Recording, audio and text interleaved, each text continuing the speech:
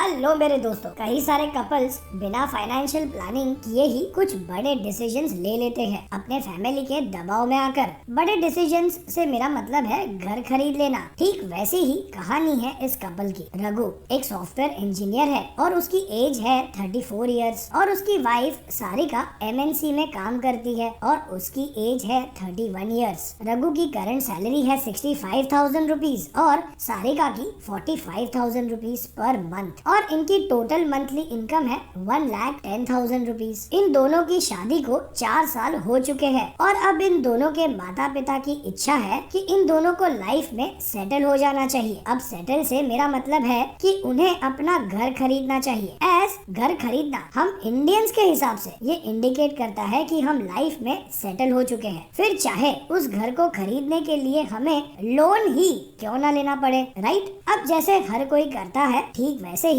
रघु और राधिका ने भी अपने सपनों का घर खरीद लिया। इन दोनों ने कुछ 10 लाख रुपयों की सेविंग की थी, तो डाउन पेमेंट का 10 लाख देकर इन्होंने 45 लाख रुपीस का जॉइंट होम लोन ले लिया 20 सालों के लिए, जिसकी EMI बनती है कुछ 40,000 रुपीस पर मंथ। अब एक साल फास्ट फॉरवर्ड करते हैं। रघु और सारिका के माता पिता आज फिर बहुत ज्यादा खुश है, एज उनके बच्चे अब सही में सेटल हो चुके हैं। पहले घर और अब रघु और सारिका माता पिता बनने वाले हैं और रघु के माता पिता दादा दादी और सारिका के माता पिता नाना नानी। लेकिन प्रेगनेंसी में कुछ कॉम्प्लिकेशंस होने के कारण डॉक्टर ने सारिका को ऑफिस का स्ट्रेस ना लेने की एडवाइस दी है और चांसेस है कि डिलीवरी के बाद भी कुछ सालों तक सारिका काम ना कर सके, एज उसे उनके बच्चे पर पूरा ध्यान देना होगा। अब डॉक्टर के स्ट्रेस ना लेने की एडवाइस को लेकर रघु और सारिका का स्ट्रेस और भी बढ़ चुका है, एज उन्हें समझ नहीं आ रहा कि वो करे तो क्या करे। अब तक तो होम लोन की EMI और घर का खर्चा इंक्लूडिंग उनके माता पिता की पॉकेट मनी इन दोनों की सैलरी से निकल जाती थी, लेकिन सारिका के जॉब छोड़ने के बाद एक सैलरी से घर कैसे चलेगा। प्लस अब तो फैमिली का खर्चा और भी बढ़ जाएगा बच्चा होने के बाद। So friends, I am sure Raghu और सारिका की तरह ही कई सारे और भी कपल्स हैं जो इस सिचुएशन में या इसी तरह की और सिचुएशन में है जहां बिना फाइनेंशियल प्लानर की एडवाइस के घर खरीदने के बाद अब उनके लिए EMI भरना डिफिकल्ट हो रहा है। सो फ्रेंड्स, क्या मिस्टेक की रघु और सारिका ने और उन्हें किन सिचुएशंस को सोचना चाहिए था घर खरीदने से पहले, आइए समझते हैं एक एक करके। गलती जो रघु और सारिका ने की वो ये कि उन्होंने किसी प्रोफेशनल फाइनेंशियल प्लानर की हेल्प लेना जरूरी नहीं समझा और अपने परिवार वालों के दबाव में आकर घर खरीद लिया। प्रोफेशनल फाइनेंशियल प्लानर की हेल्प लेकर उन्हें पहले तो ये समझना चाहिए था कि वो घर खरीदने के लिए प्रिपेयर्ड है भी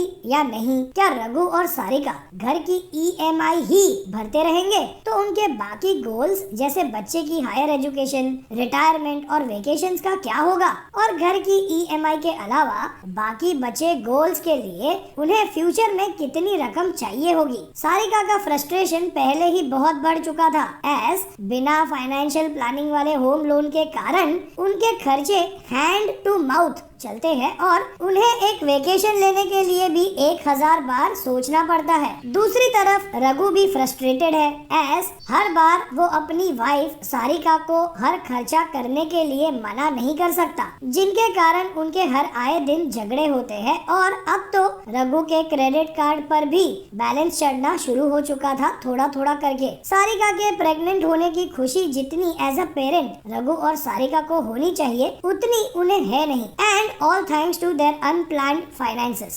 जिस सिचुएशन में फिलहाल रघु और सारिका है उस सिचुएशन के बारे में कभी इन दोनों ने सोचा ही नहीं था। Double income and no kid वाली सिचुएशन से अब उनकी situation single income with kid होने वाली थी और फिलहाल सबसे बड़ा स्ट्रेस उन पर यही था कि वो EMI कैसे भरेंगे। इन दोनों ने जितनी भी सेविंग्स की थी उनसे तो इन दोनों ने घर की डाउन पेमेंट दे दी थी और इनके पास फिलहाल कोई सेविंग्स भी नहीं थी। रघु और सारिका को अब ये रियलाइज हो रहा था कि घर खरीदना उनका बेस्ट डिसीजन नहीं था और उन्हें इस डिसीजन को लेने से पहले उनकी अफोर्डेबिलिटी और फ्यूचर ईएमआई सर्विसिंग कैपेसिटी को ध्यान में रखकर ही डिसीजन लेना चाहिए था। और अगर आप भी इनकी तरह होम लोन लेने की सोच रहे हैं तो शायद आपको भी फाइनेंशियल प्लानर की सलाह लेकर ये समझना चाहिए कि क्या आप रेडी है होम लोन लेने के लिए। फ्रेंड्स, फाइनेंशियल एसेट्स जैसे म्यूचुअल फंड्स, स्टॉक्स एक्सेट्रा काफी लिक्विड होते हैं। क्या मतलब है लिक्विड होते हैं? आप इन्हें एक दिन में या एक मिनट में भी आपके स्मार्टफोन में एक बटन दबाकर बेच सकते हैं जरूरत पड़ने पर। लेकिन रियल एसेट जैसे घर लिक्विड नहीं होता। घर को बेचने के लिए आपको कई दिन,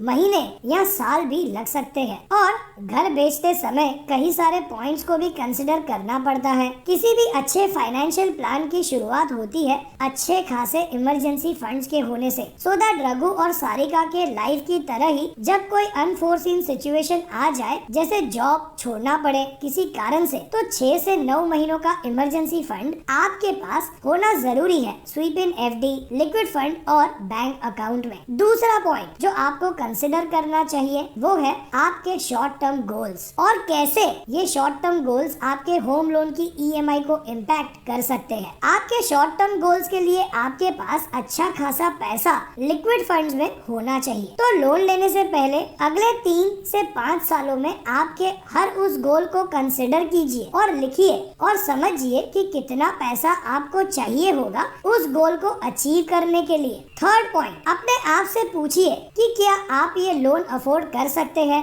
बिना अपने इमरजेंसी फंड्स को टच किए या बिना अपने दूसरे शॉर्ट टर्म या लॉन्ग टर्म गोल्स के साथ कॉम्प्रोमाइज किए। घर खरीदते समय आपके पास अच्छा खासा डाउन पेमेंट का पैसा अवेलेबल होना जरूरी है और लोन लेने से पहले कम से कम प्रॉपर्टी वैल्यू का 25% पैसा इकट्ठा कीजिए। और अगर आप 40% या 50% डाउन पेमेंट कंट्रीब्यूट कर सकते हैं तो ये और भी अच्छा होगा। और अगला सवाल जो आपको अपने आप से पूछना चाहिए वो है कि कितने की ईएमआई अफोर्ड कर सकते हैं आप। आपके होम लोन की ईएमआई आपके करंट हाउस होल्ड इनकम के 33% से ज्यादा की नहीं होनी चाहिए। और ऑफ कोर्स कैसे लोन की भरपाई करेंगे आप? कोई इमरजेंसी आ जाने पे, जैसे जॉब लॉस या कोई अनएक्सपेक्टेड एक्सपेंसेस बढ़ जाने से। और इन सारे क्वेश्चंस को ध्यान में रखकर ही एक प्रोफेशनल फाइनेंशियल प्लानर आपको राय देता है कि आप होम लोन लेने के लिए प्रिपेयर्ड है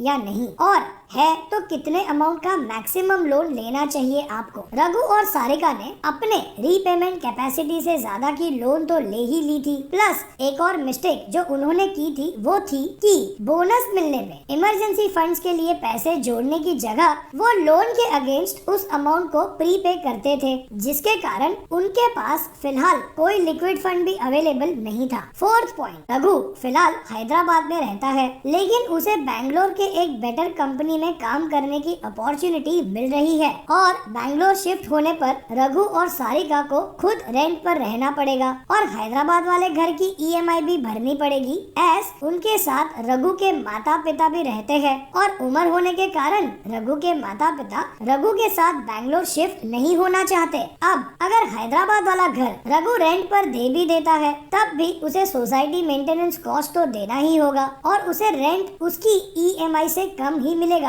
जो घर को मेंटेन करने में ही खत्म हो जाएगा। सो फ्रेंड्स, घर खरीदने से पहले अपने आप से पूछिए कि कितना समय आप अपने घर में रहोगे और अगर आप किसी और सिटी में 5 से 7 साल रहने वाले हैं तो बेटर यही होगा कि आप फिलहाल घर खरीदने की जल्दी मत कीजिए और रेंट पर ही रह लीजिए, जो ईएमआई और रेंट दोनों भरने से तो अच्छा ही ऑप्शन है। एंड ऑफ कोर्स रघु की बात करें तो अब वो हैदराबाद वाले घर को बेच के बैंगलोर में दूसरा घर खरीदने की सोच भी नहीं सकता। एज ट्रांजैक्शन कॉस्ट जैसे stamp duty, registration fee, brokerage, इन सब का खर्चा बहुत ज्यादा होगा। सो इन शॉर्ट, घर खरीदने से पहले एक प्रोफेशनल सर्टिफाइड फाइनेंशियल प्लानर की राय लीजिए। एज घर खरीदने का डिसीजन रघु और सारिका की तरह गलत हुआ तो आपको ये गलती CFP की फी से कहीं गुना ज्यादा महंगी पड़ सकती है और घर खरीदने के चक्कर में आपके दूसरे इम्पोर्टेंट गोल्स जैसे रिटायरमेंट, बच्चों की हायर एजुकेशन या अपनी करंट लाइफस्टाइल को इम्पैक्ट मत होने दीजिए। आपका गोल है बिजनेस शुरू करना और आप उसे लेकर सीरियस है तो याद रखिए, होम लोन की ईएमआई भरने के चक्कर में आपको अपने बिजनेस शुरू करने के ड्रीम को सैक्रिफाइस करना पड़ सकता है और शायद आपका रिटायरमेंट भी डिले हो सकता है। होम लोन की ईएमआई सर्विस करने से पहले आपके पास अच्छी खासी सेविंग्स का होना जरूरी है, बाकी शॉर्ट टर्म गोल्स को फुलफिल करने के लिए। होम लोन लेकर घर खरीदना एक बहुत बड़ा डिसीजन होता है और इस डिसीजन को केयरफुली एनालाइज करके ही ये डिसीजन लेना चाहिए, एज इसका इम्पैक्ट बहुत बड़ा हो सकता है, फिर चाहे वो पॉजिटिव इम्पैक्ट हो या नेगेटिव इम्पैक्ट। सो फ्रेंड्स, कुछ पॉइंट्स जो हमने इस वीडियो में समझे वो है, नंबर 1, घर खरीदना एक बहुत बड़ा डिसीजन है और रघु और सारिका की तरह इस डिसीजन को लेकर फिर पछताने से एडवाइस लेकर ही इस डिसीजन को लेना चाहिए। नंबर 2, लोन लेने से पहले आपके दूसरे शॉर्ट टर्म गोल्स के लिए आपको कितनी रकम चाहिए होगी ये ध्यान में रखना जरूरी है। नंबर 3, आपके पास आपके 6 से 9 महीनों का इमरजेंसी फंड होना जरूरी है। नंबर 4, घर खरीदने से पहले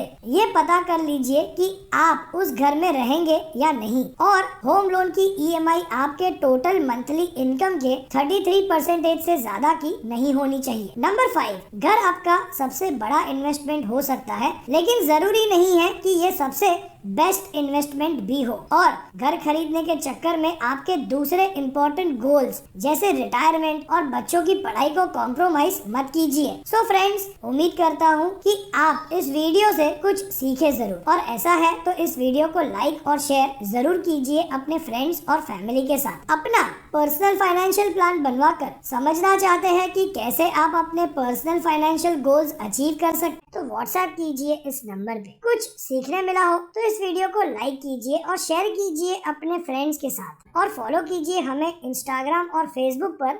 ज्वाइन कीजिए यूट्यूब चैनल मेंबरशिप, जहां हम शेयर करते हैं एक वेल रिसर्च टॉक हर महीने। अब तक सब्सक्राइब नहीं किया इस चैनल को तो सब्सक्राइब कीजिए अभी और बेल आइकन पे क्लिक कीजिए, तो आपको हमारे हर अपलोड होते ही नोटिफिकेशन मिलेगा आपके स्मार्टफोन पर। और इस वीडियो को पूरा देखने के लिए बहुत बहुत धन्यवाद।